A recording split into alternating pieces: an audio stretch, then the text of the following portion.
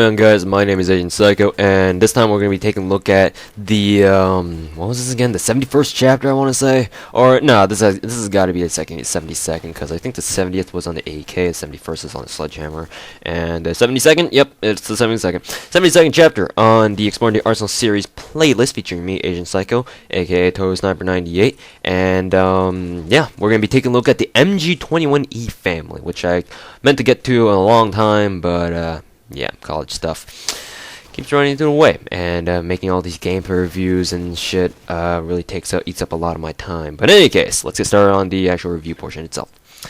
So, the MG21E, it is unlocked at First Lieutenant 1, and for a day it does cost 1200 GP and 5800 GP for 7 days. And, yeah, this is actually, according to Common Arms Wiki, this is officially designated, this is actually, the Mexican denomination of the HK-21, which is a German, I believe it's a German, machine gun manufactured by H&K. I won't even try to pronounce the name, because I think I've gotten some teasing for that in some of the comments when I tried, pronouncing H&K's real name. But in any case, I did not know that Mexico calls the HK-21 the MG21E, so that is very, very interesting. This is also the same. You see this machine gun also in Black Ops as well. Just a side note of trivia there. Anyways, so as pertains to Common Arms, let's look at the statistics of the MG21E. The damage on the MG21E is the same as the MG34 at 48. This is very, very high for a machine gun, because I think most other NX standard machine guns and GP standard machine guns have like, or the most powerful ones anyway, hover around 49 or 48. And rarely do machine guns go over that. I think the M60E4 Steel is one of the few. Well, the MK48 sure has 51 damage, but that's like the only one, like the only MG family to be able to, you know, boast that kind of a damage. So the MG21E is a very, very good competitor amongst the machine gun field in Combat Arms when it comes to like the whole scope of things. Well, the thing about machine guns and Combat Arms is that if you can really tear up some serious ass, no matter what kind of machine gun you have, whether it be like the lowly mini-me or like the hulking and badass M60E4 Steel or the MK48 Mod Zero Camo. I mean, no matter what, you really have like a even playing field when it comes to machine guns and Combat Arms. And the MG21E, even though it is a GP standard by technicality, it is a very strong competitor with the other NX standards, even NX rare machine guns out there. So yeah, we'll take a look at why that is, and these statistics right here. The damage is at 48. I think I mentioned that before. Yeah, went on a whole different tangent there. So it is very powerful. As powerful as the MG34, which, if you guys forgot already, the MG34 does have 48 damage as well. As for its damage drop-off, I mean, it's typical of machine guns. However, for the MG21E, I feel that it has one of the best damage profiles over range amongst all machine guns in Combat Arms. No, like, obviously it only takes 3 bullets to kill at short range, because, you know, 48 damage. However, I feel like you only need like 1 or 2 more bullets to take out people even at long range. That just shows you just how powerful the MG21E is, no matter what range you use it at. I mean, generally speaking, machine guns do have one of the best damages over ranges, aside from, like, you know, sniper rifles. Some of them may even have better damage over range profiles than some assault rifles. So, yeah. Moving on to the portability. The portability is, you know, quite slow, as you might expect of a machine gun at 32. I mean, did you really expect to run around really fast with MG21E, of all things? So, yeah, portability is going to be pretty slow, so you're going to have to expect that out of a machine gun. Rate of fire is at an 80, so it's pretty good. It matches the rate of fire, I think, on the MG... one of the MG42 variants has 85 rate of fire. No, actually, no, they don't. They all have 82, I think. Or maybe the MG34 had 80 rate of fire. I don't even fucking know. But in any case, the rate of fire is at 80. It's decently fast, faster than some other machine guns out there. So, with that rate of fire and that high of a damage, it does indeed have a pretty high DPS time.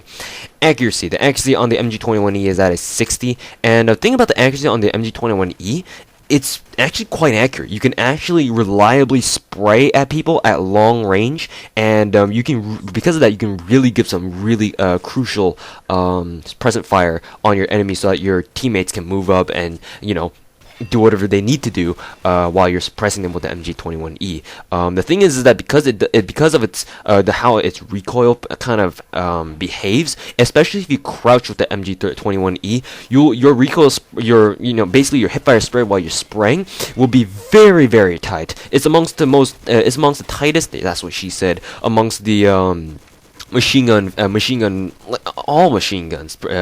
If to, you know, give it a general perspective. Sometimes, like other machine guns like the M60, you crash down with that thing, its recoil spread is still pretty big, and if in all things considered. But the MG21E is, if you think about it, it's pretty small. The spread, that is, you sick bastards. So especially when you're crouching. So whenever you have the MG21E and you've got see a group of people at long range, just crouch down and spray, and hopefully you pick up a few kills, including a few lottos, because the MG21E is prone to picking you up quite a few lottos. It's not necessarily it's not necessarily the luckiest of machine guns, but it's definitely pretty lucky.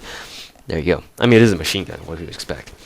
Recoil. The recoil on the MG21E is at a 72, which is, technically speaking, quite hefty, seeing that the MK48 had like 71 or 72 recoil as well, and I think the MG42 also had. Oh, the MG42 steel has 72 recoil, but I don't think this is the case. I think it really only has like 69 recoil. No, I'm not saying 69 just because of that, you fags. But I honestly think it shouldn't have that high of a recoil statistic. 72? Like, this thing doesn't have as much recoil as the MG42 steel. I mean, granted, the MG42 steel has a lot less recoil than the MG42 itself, but still it has quite a lot of recoil. The MG21E? Well, I don't think so. So the recoil isn't as bad as it is on the MG42 steel, that's for sure.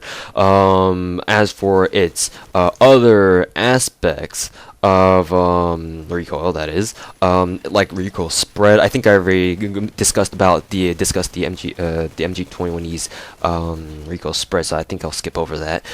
Recoils to kickback. The kickback is probably where I think Nexon gave this thing a 72 recoil. The kickback is definitely noticeable, but however, it's not bad at all.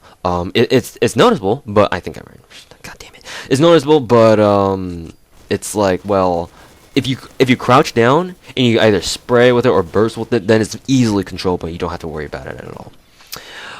As for its overall recoil controllability, it's very easy to control. The rate of fire, in fact, I don't really think it has 80 rate of fire. I think it has like 78 or 79. And that is one of the reasons why the MG21E's recoil is very easy to control. So there you go. Tapfire ability. It's a fucking machine gun. Moving on. The sprint drawback. Sprint drawback on the MG21E is very slow.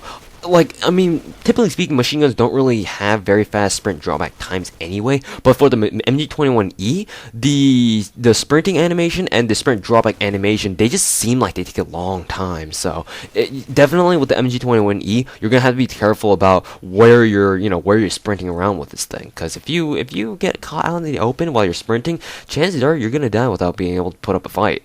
So be careful of that.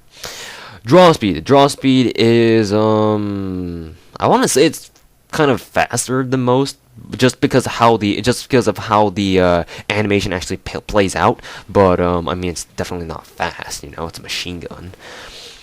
Center speed. The center speed on the MG21E. I mean, for most machine guns anyway, it's pretty slow. So I mean, yeah, don't expect too much of it. Reload speed. The reload speed on the MG21E, I believe it's faster than most, and once again, just because of how the animation plays out. However, it's not that much faster, but it is kind of faster, so take that with a grain of salt. Fire modes. Now, this is where the MG21E family is very, very unique. The MG21E, the MG21 Steel, and the M21E, basically the MG21E family is the only machine gun family capable of burst firing. All the MG21E variants have burst fire, including, so in this case, the MG21E does have a burst fire mode. I don't really know how useful this burst fire mode is. I mean, I'm sure there are some of you out there who have used a burst fire mode and say, you know, it's really, really good and it's really useful. I wish more machine guns had more of this. However, I mean, it's especially with the MG21E, where the recoil spread is so easy to control to begin with. I feel like the burst fire mode, it would be more fitting for other machine guns where the recoil is much more difficult to control, like the M60 or the MK48 or the MG42. You know, so yeah, I mean, the burst fire does make it so that, you know, your recoil, not your recoil, but your hipfire spread is a lot more smaller. However, I prefer just holding on, holding on the trigger and just spraying with it, because I mean, it's a machine gun, it's meant to be sprayed with, and don't hesitate to waste a few rounds, because you got 200 rounds. What are you gonna do with all that? Moving on to the luck, I've already mentioned before, but the MG21E does have its fair share of luck. Definitely not as high as, you know, the MG42 or something like that, but it's still definitely pretty lucky. You can expect to pick up a few autos here and there per game. Ammo capacity is the same as all the machine guns at 100 rounds in a melt-feed magazine and 100 rounds in reserve. Key physical characteristics. It does have a bipod attached to it. Functionally useless bipod. It does have, well, I don't know. I've heard that it looks a little bit like a really, really beefed up MP5. I can see where they're getting at it, but to be honest, it's like, well, it's a machine gun, so I don't see it. Anyways, so yeah, it just looks really drab and shit, so there you go. Anyways, moving on to the muzzle noise. The muzzle noise is a very, very low, it's a very, very low frequency blasting noise. I won't bother to replicate it because I think I've grown out of that now. Sorry. Attachment options. You can obviously only attach magazine modifications to the MG21E, as is, you know, pertinent to with most other machine guns, with the exception of the Bren. The let's see, fire team worthy, definitely. Quarantine worthy. If you're gonna camp down and sit down and, you know, fend off zombies with bullets, then of course any machine gun is good for that job. As for my first personal opinions, the MG21E is definitely, I can understand why Nexon gave this a very, very high rank requirement at First Lieutenant 1 for a GP standard machine gun. It's really kick-ass, and it's really good. As you guys can probably tell by the gameplay, I make it look like a fucking one-man powerhouse. So, and I'm pretty sure I'm not bragging at that either, because the MG21E is honestly a really good machine gun. If you guys haven't tried it out, maybe you should try it out sometime and really wreck some serious shit up. Anyways, guys, thank you guys very much for watching. This will wrap up the review on the MG21E. In the next review, obviously, you guys can probably tell, I will be taking a look at the MG21E Steel, which is the NX standard variant of the MG21E, and to be honest with you, I think the MG21E's family is the only family in Combat Arms to actually have two NX standard variants. Interesting. Anyways, guys, thank you guys very much for watching, and I'll see you guys later. You can see that today.